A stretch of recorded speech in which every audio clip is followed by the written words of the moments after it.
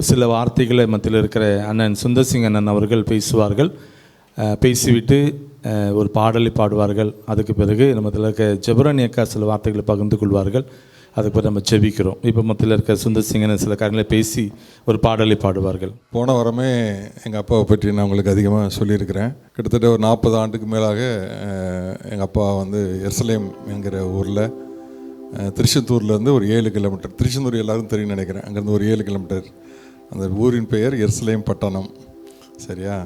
அந்த ஊரில் வந்து 48 ஆண்டுகள்னா ஆர்கனைஸ்டாக இருந்து ஆலயத்தில் ஆர்கன் போட்டு பாடகர் குழு தலைவராக இருந்தார்கள். அந்த கோயில் பிரதிஷ்டை டைமில் வந்து ஒவ்வொரு கோயில் பிரதிஷ்டைக்கும் ஒவ்வொரு பாடல் அப்போ புதுசாக எழுதி பாடுவாங்க. அவங்களே இசையமைத்து பாடுவார்கள். அவங்களுடைய கடைசி காலத்தில் மட்டும் ஒரு சம்பவத்தை மட்டும் சொல்லிவிட்டு ஒரே ஒரு ஸ்டான்ஸாக பாடிட்டு, அப்பா எழுதின பாடலை ஒரு பாடல் பாடிட்டு எங்கள் அக்கா கையில் நான் கொடுக்குறேன். எங்கள் அப்பா வந்து மரண தருவாயில் இருக்கும்போது கிட்டத்தட்ட ஒரு வாரம் இருக்கும் பார்த்துருங்க. ரொம்ப கத்திக்கிட்டே இருந்தாங்க, ஐயோ அம்மா அப்படி இப்படின்ட்டு. ரொம்ப கஷ்டமாகி போச்சு. என்னென்னா 86 வயசு எங்கள் அப்பாவுக்கு. 86 ஆண்டுகள் இருந்து ஒரு கிட்டத்தட்ட ஆலயமே கதின்னு கிடந்த எங்கள் அப்பா இப்படி அலமரித்து தான் சாகணுமா, ஐயோ அம்மா அப்படின்னு சொல்லி கத்தி தான் சாகணுமா அப்படின்னு நான் ரொம்ப யோசிச்சுக்கிட்டே இருந்தேன். ஒரு நாள் சனிக்கிழமை அப்படின்னு நினைக்கிறேன், எங்கள் வீட்டில் ஒரு ப்ரேயர் மேலே ப்ரேயர் காலில் வந்து ஜோம் பண்ணிட்டு நைட் ப்ரேயரில் ப்ரேயர் பண்ணிவிட்டு கீழே இறங்கி வந்துட்டுருக்கோம். எங்கள் அப்பாவுடைய சத்தம் கேட்குது. எங்கள் அப்பா அது வரைக்கும் படுக்கையாக இருந்தாங்க ஒரு வாரமாக, யார்கிட்டையும் அது சரியாக பேசலை. ஐயோ அம்மா அப்படிங்கிற ஒரு சத்தத்தை மட்டும் போட்டுக்கிட்டே இருப்பாங்க. நாங்கள் வந்து நைட் ப்ரேயரை முடிச்சுட்டு 1 மணிக்கு வரும்போது எங்கள் அப்பாவும் என்னுடைய மகன் இன்னும் பேசிகிட்ருக்கிற சத்தம் கேட்டுச்சு. எனக்கு ரொம்ப ஆச்சரியமாக இருந்துச்சு, என்னடா அப்பா பேசிகிட்டு இருக்காங்களே அப்படின்ட்டு. எங்களுக்கு ஒரே ஆச்சரியம். உடனே எங்கள் அண்ணனை கூப்பிட்டேன், சின்ன நானே, வா அப்பா பேசிகிட்டு இருக்காங்க பாரு அப்படின்ட்டு. அதுக்கு பிறகு கிட்டத்தட்ட அந்த 1 மணிக்கு போனோம். கிட்டத்தட்ட 3 அந்த அன்றைக்கி காலையில் வரைக்கும் 3 மணி வரைக்கும் அப்பாக்கிட்ட பேசிகிட்டு இருந்தோம். கடைசியில் நான் என்ன சொன்னேன், என் பையனை தாத்தா கிட்ட போய் ஜோம் பண்ணு, அப்பா என் மகனுக்காக ஜோம் பண்ணுங்க அப்படின்னு சொல்லி சொன்னோன்னா எங்கள் அப்பா ஜோம் பண்ணாங்க அவனுக்காக. அதுக்கப்புறம் அவன் ஜோம் பண்ண பிறகு நான் எங்கள் அப்பா பக்கத்தில் முழங்கால் போட்டு, அப்போ எனக்காக ஜோம் பண்ணுங்க அப்படின்னு எனக்காக ஜோம் பண்ணாங்க.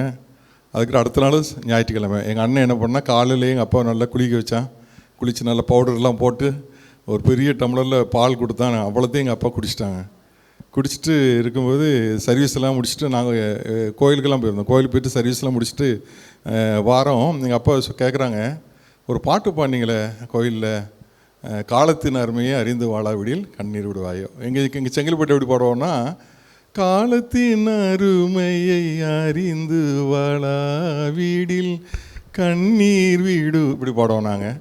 ஆனால் ஊரில் எப்படி பாடுவாங்க, காலத்தின் அருமையை அறிந்து வாழாவிடில் கண்ணீர் வீடுவாய் அப்படின்னு ஊரில் போடுவாங்க.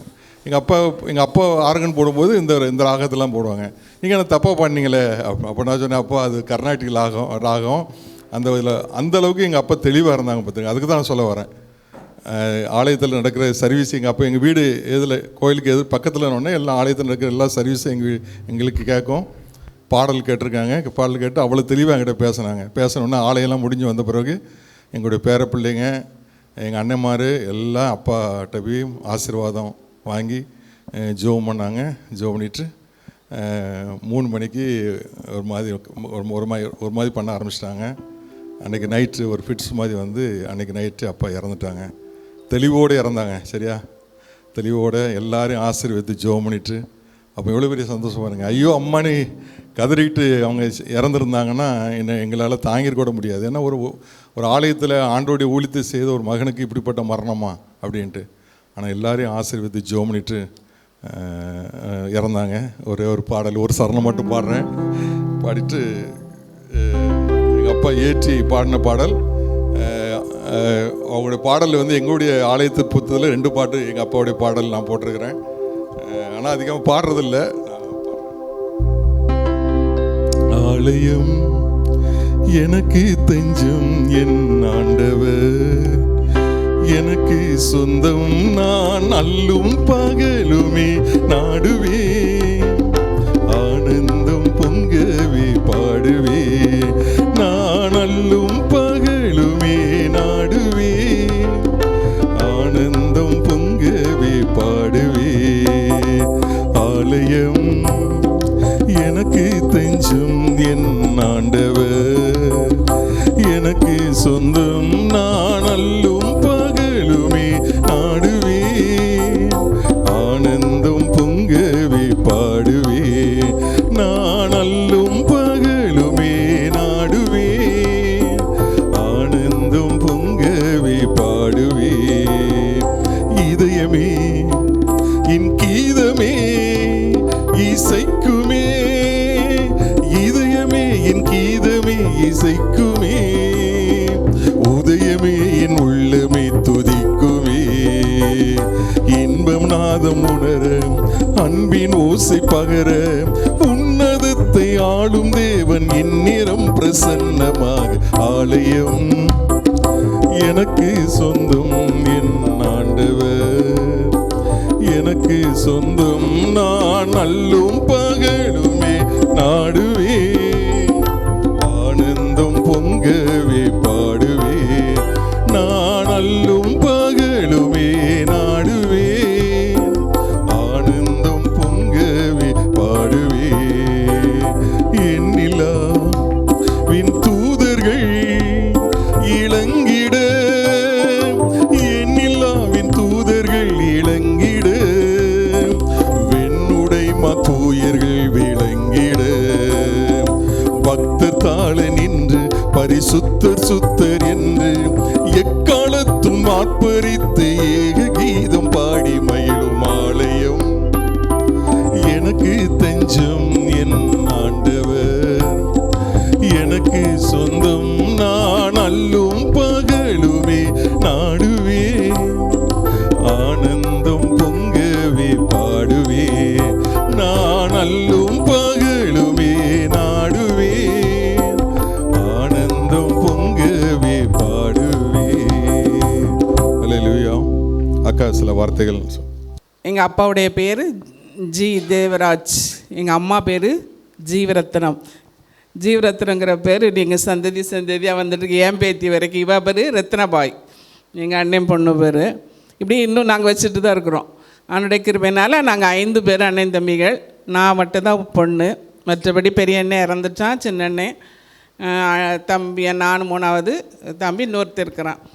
என்னென்னா அப்பா இறந்தா 2011 இறந்தாங்க ஜூன் மாதம். அம்மா மே மாதம் 2ஆம் தேதி இறந்தாங்க. அப்பா ஜூன் மாதமே இறந்துட்டாங்க. 2 பேரும் பிரியவே மாட்டாங்க. 2 பேரும் செகண்ட் கிரேடு டீச்சர் 2 பேருமே.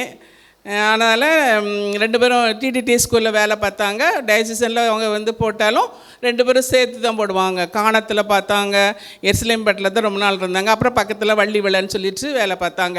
எங்கள் அப்பாவை பற்றி நாங்கள் சொல்லணும்னு சொன்னால், எங்கள் அப்பாவுடைய ஒரு டீச்சராக இருந்தாலும் நல்ல உழைப்பாளி. எத்தனை தொழில் சொல்கிறான்னு அன்றைக்கி இருக்காங்க. எங்கள் அப்பா வாத்தியார், விவசாயம் பார்ப்பாங்க. விவசாயம் பார்த்தாங்கன்னா வயக்காட்டு இருந்துச்சு எங்களுக்கு. சாயந்தரம் ஆனால் உரம் எடுத்துகிட்டு போவாங்க எங்கள் அப்பா. என் பின்னால் நானும் எங்கள் அப்பா பின்னால் சின்ன பிள்ளை போவேன். அப்போது நிறைய ஊருக்கு கடந்து போனால் அந்த பசங்க சொல்ல வணக்கம் சார் சொல்ல மாட்டாங்க, வணக்கம் சார் வணக்கம் சார். எப்பா என்னப்பா இப்படி பேசுகிறாங்கன்னா, அவனை அப்படி தான் சொல்லுவானுங்க அப்படிம்பாங்க. அப்படியே நாங்கள் விவசாயம் செய்வாங்க. தேனி வளர்த்து அதில் தேன் இருக்கும். எங்கள் வீட்டில் தேன் குறையாமல் இருக்கும். தேனிக்கு நாங்கள் அதை ஊதி எடுக்கிறதுக்கு எங்கள் அப்பா எங்களுக்கு ஒரு முகமுடி செஞ்சு தந்து எல்லோரும் ஊதுவோம். நாங்கள் ஊதி அதுக்கு ஒரு மிஷின் வச்சுருப்போம், தேன் எடுப்பாங்க. அப்புறமா பைண்டிங் பண்ணுவாங்க, புஸ்தகம் எல்லாம் பைண்டிங் பண்ணுவாங்க. அப்புறம் பார்த்திங்கன்னா ஃப்ரேம் போடுவாங்க. எங்கள் ஊரில் வாழ்த்து செய்தி கொடுக்கணும். எங்கள் அப்பாட்டா தான் வருவாங்க, பாலிய பெண்கள் வருவாங்க. வந்தோடனே சார் ஃப்ரேம் போட்டு கொடுங்கன்னா உடனே எல்லாம் ரெடியாக இருக்கும். உடனே 1 மணி நேரத்தில் போட்டு கொடுத்துருவாங்க. இத்தனை காரியங்கள் எங்கள் அப்பா செய்வாங்க. நாங்களாம் அப்படி அப்பா வயலில் போய்ட்டு கஷ்டப்பட்டு செய்கிறீங்கன்னா நீங்கள் நல்லா இருக்கணும், நீங்கள் நல்லா இருக்கணும். நான் என்ன போல நீங்கள் கஷ்டப்படக்கூடாதுன்னு 5 பேரும் நல்லா இருக்கணும் அப்படிங்கிற ஒரே காரணத்துக்காக எங்கள் அப்பா நல்லா உழைச்சாங்க. எங்கள் அம்மாவும் அதுக்கு ஈடாக செஞ்சாங்க. ஆனால் எங்கள் அப்பா உடைய ஜெபங்கள் எங்களை இவ்வளோ வாழ வைத்திருக்குன்னா அது காரணம். ஒரே ஒரு உதாரணம் சொல்லேன். எங்கள் 2வது அண்ணன், அவன் தான் எங்கள் வீட்டில் முதல்ல சம்பாதிக்க போன ஆள். 10வது படித்து முடிச்சுட்டு நான் ஒரு துணி கடைக்கு போகிறேன்னு போயிட்டான். என்னன்னா அவன் வந்து போனால் எனக்கு அவன் துணிக்கடையில் என்ன போனதோ அழகான சேரீ வந்துருக்கோ எனக்கு எடுத்து கொண்டு தந்துடுவான். அதுக்கப்புறம் என்ன எடுத்துடல. நீங்கள் ஃபஸ்ட்டு எனக்கு நிறைய சேரீ எடுத்தது எங்கள் அண்ணன் தான். சேகர் எம்பரியன்னு கடையில் வைத்தான். தீபாவளியில் புதுசாக வந்திருக்கு பாப்பா உனக்கு எடுத்து வச்சுன்னு வாங்கி நிறைய அழகாக அந்த ஒரு பையோடு எங்கள் வீட்டுக்கார் என்ன பண்ணிட்டு அப்படியே பஸ்ஸில் விட்டாங்க. எங்கள் அண்ணன் எடுத்து கொடுத்த அத்தனை சேரீயும் பஸ்ஸோடே போயிடுச்சு. அதனால் எங்கள் அண்ணனுக்கு என்னென்னா ஒவ்வொரு வருஷமும் டைஃபாய்டு வந்துடும். அந்த வேலை ரொம்ப உழைப்பதுனால ஒரு தடவை அவனுக்காக எங்கள் அப்பாவுக்கு நாங்கள் தந்தி கொடுத்துட்டோம். அண்ணன் இப்படி அப்படிலாம் இருக்க மாட்டான். சப்பி இவ்வளோண்டு இருப்பான். இந்த வயல் இருக்காது ஒன்று இருக்காது, இவ்வளோடு சப்பையாக தான் இருப்பான். அப்போ அப்பா தந்தி கொடுத்துட்டோம் நாங்கள். எப்போ இப்படி அண்ணன் இப்படி தான் இருக்கான்னு. திருச்செந்தூர்லேருந்து எங்கள் அப்பா செங்கல்பட்டு வரைக்கும் ட்ரெயினில் நின்றுக்கிட்டே வந்தாங்க. எப்படிப்பா வந்தீங்க? ஒரே வண்டி தான், நெல்லை மட்டும்தான். திருச்செந்தூர்லேருந்து ஏறினது இவனை தந்தி கொடுத்ததுனால நின்றுட்டு வந்து அவன் கட்டில் நாங்கள் படுக்கப்பட்டிருக்கிறோம். அவன் தலைக்கு மாட்டிலே முழங்காலே நின்னாங்க. எங்கள் அப்பா முழங்காலே நின்று ஜோம் பண்ணி அவன் கொஞ்சம் ஜோம் பண்ண வீட்டுக்கு கூட்டு போனாங்க. அப்படி பிள்ளைகள் மேலே பாசம் வைப்பாங்க. பிள்ளைகள் எங்களை எப்படி வளர்த்தாங்கன்னா, ஞாயிற்றுக்கிழமையானால் நாங்கள் பாடு பெரிய பாடு. எங்களுக்கு எங்கள் அப்பா ஆர்கனிஸ்ட் அப்படிங்கிறதுனால எங்களுக்கு ஒரு கூரை வீடு கொடுத்துருந்தாங்க எஸ்லேம்பட்டினத்தில். சுருக்கஜம் படித்து ஒப்பிக்கணும். சுருக்கஜம் படித்து ஒப்பிச்சா தான் உள்ளே விடுவாங்க வீட்டுக்குள்ளேயே சாப்பிட்றதுக்கு. 91ஆம் சங்கீதம், 46ஆம் சங்கீதம், 32வது சங்கீதம் தான் பெருசாக கொடுத்துருப்பாங்க. எல்லோரும் அந்த கூரை விட்டு முன்னால் வெளியே நிற்போம். நாங்கள் படித்தா தான் உள்ளே போக முடியும். அப்படி எங்கள் அப்பா எங்களை வளர்த்தாங்க. ரெண்டாவது பார்த்திங்கன்னா ஜெபம் இருக்கும் எங்கள் வீட்டில். இதெல்லாம் எங்களுக்கு ஞாபகம் இருக்குன்னு தெரியல. காலையில் ஒரு ஜெபம், மத்தியானம் ஒரு ஜெபம், ராத்திரி ஒரு ஜெபம். எங்கள் அப்பா என்ன பாட்டு தொடங்க தெரியுமா? என்னை மறவா ஏசுநாதா 7 ஸ்டான்ஸா. அடுத்த பாட்டு படிங்க உன்னதமானவர் என்பார். அந்த பாட்டு தொடங்குவாங்க. ஐயோன்னு இருக்கும். ஏன் தெரியுமா? குழம்பு எங்கள் அம்மா கேட்டால் எங்கள் அப்பா ரத்தனம் குழம்பு கொதிச்சிட்டா முடிஞ்சிச்சா அப்படி முடிஞ்சிச்சு ஜெபத்தை ஆரம்பி. அங்கே குழம்பு கொதிச்சிருக்கு வாசம் வரும். உன்னதமானவர்னு தொடங்க. ஐயோ அப்போ அது 8 ஸ்டான்ஸ் 9 ஸ்டான்ஸாக வரும். எங்களுக்கு இதாகும். அந்த 3 வேற ஜெபம் நடந்துச்சு எங்கள் வீட்டில். அந்த ஜெபத்தின் விளைவு தான் நாங்கள் 5 பிள்ளைகள் ஆண்டு பெரிய கிருபையினால் நாங்கள் பிள்ளைகளின் வாழ்வை காண்பதற்கு நல்ல எல்லா பிள்ளைகளும் ஆண்டு செழிப்பாக வைப்பதற்கு ஆண்டு உதவி செய்தார். எங்கள் அப்பா வந்து 14 வருஷம் ஆச்சு. ஜான்சன் ஜெபக்குமார் ஐயர் சொன்னாங்க, நீங்கள் அப்பாவோட நினைவு நாள் குடும்பமாக எல்லாம் சேர்ந்து ஒரு இது செய்யணும் அப்படின்னு சொன்னாங்க. அது கொஞ்ச நாளாக நாங்கள் செஞ்சிட்ருந்தோம். திரும்ப சில நாட்களாவது தடைப்பட்டு போச்சு. இந்த நாளிலும் கிரேஸ் டிவி சந்திரமோகன் அவருடைய நினைவை எப்படினாலும் செய்யணும் அப்படி சொன்னான். ஓகே, அதனால் இந்த நாளில் நாங்கள் சகோதரர்களாக கூடி எங்கள் அப்பாவை நினைப்பதற்கும் எங்கள் அப்பா பற்றி நாங்கள் சொல்வதற்கும் ஆண்டவர் கிருபை கொடுத்தார். தம்பி சொன்ன மாதிரி எங்கள் அப்பா எங்கள் ஊரில் கோயில் பிரதிஷ்டை வரும். அந்த கோயில் பிரதிஷ்டைக்கு எங்கள் அப்பா அந்த கோயிலை பற்றியே தான் பாட்டு எழுதுவாங்க. பாட்டு எழுதி அவங்களே பாடி இது பண்ணுவாங்க. என்னுடைய கல்யாணத்துக்கு அவங்களே பாட்டு எழுதி அவங்களே பாடி அந்த பாட்டு எங்கள் குடும்பத்தில் மட்டும்தான் பாடுவாங்க. எங்கள் அப்பா வேறு யாருக்கு எங்கள் பிள்ளைகள் எல்லாருக்கும் பாடியிருப்பாங்க. அப்படி எங்கள் அப்பாவுக்கு பாட்டு எழுதுகிற இது உண்டு. மியூசிக் பட்டு அவங்களே அழகாக பாடுவாங்க. ஆனால் பிள்ளைகள் நாங்கள் யாரும் அதுக்கு எங்கள் தம்பி பையன் மட்டும் இன்றைக்கி அவன் சந்ததியில் அவன் பிள்ளைகள் அவன் பேத்தி வரைக்கும் அதே லெவலில் வந்திருக்கிறாங்க. ஆண்டவர் பெற்ற கிருபைக்காக நன்றி செலுத்துகிறோம். இன்னொன்று சொல்ல மறந்துட்டேன். எங்கள் அப்பா எப்போ நைட்டில் எழும்புறாங்களோ அப்போ ஜெபிப்பாங்க. ஏன்னா கற்றுக்கொண்டு அந்த ஒன்று தான். எங்கள் இந்த மாதிரி எப்படி இருக்காங்களே தெரில. எப்போவுமே எங்கள் அப்பா நைட்டில் எழும்பினா பார்த்தீங்கன்னா கட்டில் நேர் முழங்கால் ஜோம் பண்ணிட்டுருப்பாங்க. இப்போ நான் அதை இது வரைக்கும் நான் கடைப்பிடிக்க எங்கள் அப்பாவை பார்த்து. இப்போ நானே நைட்டில் எழும்பிட்டேன்னா, ஆனால் முந்தைய முழங்கால் பட்டு ஜோம்னிட்டு இருந்தேன். ஆனால் இப்போ எனக்கு முடியலைன்னா கட்டில் உட்காந்து ஜோம்னா படுக்கவே எத்தனை வாட்டி எழும்பினாலும் எங்கள் அப்பாவுடைய நினைவு எனக்கு இன்னும் இருக்குது. அப்படி எங்களுக்கு எங்கள் அப்பா செய்த நிறைய முன்மாதிரிகள் உண்டு. இனி எவ்வளோ நான் மறந்துருப்பேன். அப்படி நிறைய செய்த நன்மைகள் உண்டு. ஆண்டவர் இந்த நேரத்தை எங்களுக்கு ஆயத்தப்படுத்த கிரேஸ் டிவிக்கு நன்றி செலுத்துகிறோம். ஹல்லேலூயா. தொடர்ந்து இப்படிப்பட்ட நேரங்கள் நீங்கள் யோசிக்கலாம். ஒரு குடும்பமாக இருக்கிறதுனால இவங்க பெற்றெடுத்த பிள்ளைகள் அப்பா அம்மா நாளில் இந்த பிள்ளைகள் மூலமாக செங்கல்பட்டு கடந்து வந்தாங்க. அது நிமித்தமாக கிருபை இல்லைன்னு ஒரு இல்லம். அந்த இல்லத்தின் மூலமாக தான் இந்த செங்கல்பட்டில் நண்பு சுஜபக்குள் ஊழியமும் சரி திருச்சபை வளர்ச்சியும் சரி நாங்களும் அப்படி வளர்ந்தது. அப்பா அம்மா அவங்க பெற்றெடுத்து அந்த ஊர்லேருந்து இங்கே அனுப்பின இந்த பிள்ளைகள் மூலமாக செங்கல்பட்டு மாவட்டம் நாட் ஓன்லி செங்கல்பட்டு மாவட்டம் குடுவாஞ்சேரியிலேருந்து மறைமலையிலேருந்து பல கிராமத்துக்குள்ளாக பல இடங்களுக்கு கடந்து போவதற்கு ஆண்டவருடைய வார்த்தை இந்த பிள்ளைகள் மூலமாக கிருபையில்னு ஒரு இல்லம் செங்கல்பட்டுக்குள்ளே வந்து இருந்தது நிமித்தமாக அவர்கள் அப்பா அம்மா வளர்த்து அனுப்பின அந்த பிள்ளைகள் மூலமாக ஊழியம் வளர்ந்துச்சு. நாங்களும் அந்த கிருபையை பெற்றுக்கொண்டோம். என்பதில் கூட இப்போது கருணாகரன் இருக்காங்க, ஒரு 2 நிமிஷம் அவங்க பேசுன்னு சொல்லியிருக்கிறாங்க. எனவே வேண்டாமா? ஓகே. எனவே அண்ணன் ராஜசிங்கன் என்ன சொல்லணும் சொல்லுங்கள். அவங்க 14 வருஷம் அப்பா இறந்து ஆனாலும் 86 வயசில் அப்பா மரித்திருந்தாலும் 14 வருஷத்துக்கு பிறகும் அப்பா அம்மா நினைத்து இந்த நாளில் நன்றி சொல்லுகிற ஆண்டவருக்கு நன்றி சொல்லி இதை கொண்டாட்டம் இல்லை. ஆண்டவர் அப்பா அம்மா எங்களை வளர்த்த விதம், அவர் மூலமாக நாங்கள் பெற்றுக்கொண்ட நன்மைகள் எல்லாம் ஆண்டோடைய கிருபை. அவருக்குள்ளே அவங்க இருந்ததுனால அந்த அப்பா அம்மா எங்களை இப்படி வளர்த்து எங்களை ஆளாக்கி இருக்கிறாங்க. இதை பார்த்து கொண்டு இருக்கிற நீங்களும் இப்படிப்பட்ட பெற்றோர்களாக நீங்கள் இருப்பீங்கன்னா, இப்படிப்பட்ட பிள்ளைகளை நீங்கள் பெற்றெடுத்து இப்படி வளர்க்கும்போது இந்த தேசத்துக்குள்ளாக நீங்கள் அனுப்பும்போது அவர்கள் மூலமாக பல லட்சக்கணக்கான ஆசீர்வாதங்களை கொண்டு வரலாம். எனவே அப்பா அம்மாவுடைய அந்த ஜெபம், அவருடைய வளர்ப்பு, இப்படிப்பட்ட பிள்ளைகளை ஆண்டவர் கொடுத்தது நிமித்தமாக பல ஊழியங்கள் ஆசீர்வதிக்கப்பட்டு பல லட்சங்கள் நண்பர் சொல்வ ஊழியத்துக்கும் சரி ஆலயத்துக்கும் கடந்து போவதற்கு ஆண்டவர் இப்படிப்பட்ட பெற்றெடுத்த அந்த பெற்றோருக்காக அந்த தகப்பனுக்கு அதிகமாக நன்றி சொல்கிறோம். எனவே உண்மையாகவே உள்ளத்தில் ஆழத்திலிருந்து அப்பாவுக்காக அதிகமாக நன்றி சொல்கிறோம். இந்த உலகத்தில் ஒரு கல்லறை கூட கட்டாத சூழ்நிலைகள் உண்டு. இறந்துட்டாங்க, தூக்கி போடுங்க, அவ்வளோதான் அப்படின்னு சொல்லி போகிற நாட்கள் உண்டு. ஆனால் ஆண்டவர் பிறந்தது, ஆண்டவர் உயிர்த்தெழுந்தது, ஆண்டவர் உயிரோடு எழுந்த நாட்கள்லாம் நம்ம வந்து நினைவு கூர்ந்து செய்கிறோம். அந்த தகப்பனுக்கு செய்யும்போது நம்ம பெற்றெடுத்த தகப்பனை மறக்காதபடி 14 ஆண்டுகள் ஆன பிறகும் பெற்றோர் பிள்ளைகள் உட்கார்ந்து சாட்சி சொல்லி எங்கள் அப்பா மூலமாக தான் நாங்கள் இப்படிப்பட்ட ஆசீர்வாதங்களை பெற்றெடுத்திருக்கிறோம் சொல்லி சாட்சி சொல்லுகிற பாக்கியத்தை இந்த உலக வாழ்க்கையில் இப்படிப்பட்ட பிள்ளைகள் தந்திருக்கிற அநேகருக்கு இந்த தேசத்தில் நீங்கள் பார்த்து கொண்டு இருக்கிறான். கல்லறை கிடையாது, அப்பா எப்போ இறந்தான்னு கேட்டால் அநேக பிள்ளைகளுக்கு தெரியாது. ஆனால் இப்படிப்பட்ட பிஸி உலகத்தில் பிள்ளை அப்பாவை மறக்காதபடி பிள்ளைகள் உட்கார்ந்து சாட்சி சொல்கிறாங்களே 14 ஆண்டுகளுக்கு பிறகும். எனவே இது எல்லாம் எவ்வளோ பெரிய சாட்சி பாருங்கள். அப்படிப்பட்ட தகப்பனை போல நாங்களும் வாழணும்னு சொல்லி உண்மையாக ஒப்பு கொடுக்கிறோம். மத்தியில் இருக்கிற அண்ணன் அவர்கள் ஆனந்தராஜன் வந்து ஜெபித்து ஆசீர்வாதம் கூறுவார்கள் இந்த காரியத்துக்காக. அன்பின் பரலோக தகப்பனே, உம்மை ஸ்தோத்தரிக்கிறோம், உம்மை துதிக்கிறேன் ஐயா. அருமையான ஐயாவுக்காக நாங்கள் ஜெபிக்கிறோம். அந்த வாழ்ந்த வாழ்க்கைக்காய் ஸ்தோத்திரம்.